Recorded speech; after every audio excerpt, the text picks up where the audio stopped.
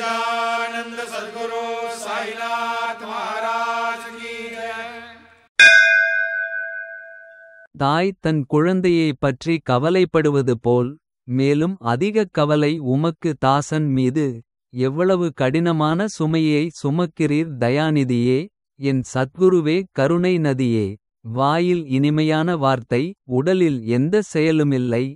எனது முறைகள் அசாதாரணமானவை. தாய் தந்தையே முடிவை பார்க்காதீர்கள். தாசனுக்கு கிருபை உதவியை அளித்திடுங்கள். श्री सच्चिदानंद सद्गुरु साईनाथ महाराज की जय। என் வார்த்தைகள் அர்த்தமற்றவை அல்ல. அவற்றின் அர்த்தத்தை பாதங்களில் எடை போடுங்கள்.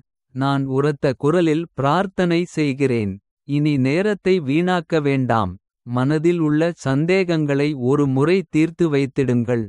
பீடிக்கப்பட்டவன் அன்புடன் எதிர்பார்த்திருக்கிறேன். எப்போதும் நாமத்தை தியானியுங்கள். அதனால் வாழ்க்கை அர்த்தமுள்ளதாக மாறுமென தாசன் கூறுகிறான். श्री सच्चिदानंद सद्गुरु साईनाथ महाराज की जय। கடந்த காலத்தில் பாக்கியம் செய்த பக்தர் இருந்தார். புண்டலீக் சந்த் அவர் பெயர். பெற்றோருக்கு சேவை செய்ய தயாராக இருக்கும். அவரை கடவுள் தனதாக்கிக் கொண்டார். பக்தரைச் சந்திக்க நடந்து வந்தார். செங்கலின் மேல் நிற்கும் பரபிரம்மா. தாசன் பக்தியுடன் தலை வணங்கி தந்தையாய் இந்த ஏழை வீழ்ந்தவனை காப்பாற்றுங்கள். श्री सच्चिदानंद सद्गुरु साईनाथ महाराज की जय। சந்திரபாகா நதிக்கரையில் அமைந்துள்ள நகரம். பெருமைமிக்க பெயர் கொண்ட பண்டரிபுர நகரம். எண்ணற்ற கோடிக்கணக்கான பக்தர்கள் வந்தனர். ஸ்ரீபதியை தரிசிக்க கூடியது கூட்டம். பக்தர்கள் முழுமையான நேர்காணலை பெறுகிறார்கள். வண்ணமயமான சிலைகள் மகிழ்ச்சியுடன் நடனமாடுகின்றன.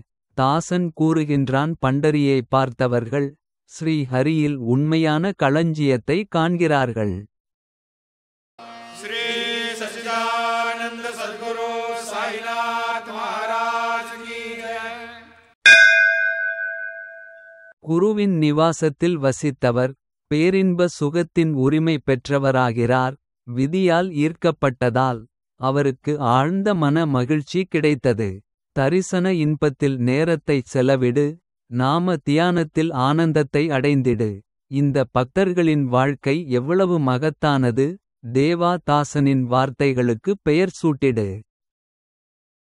श्री सच्चिदानंद सद्गुरु साईनाथ महाराज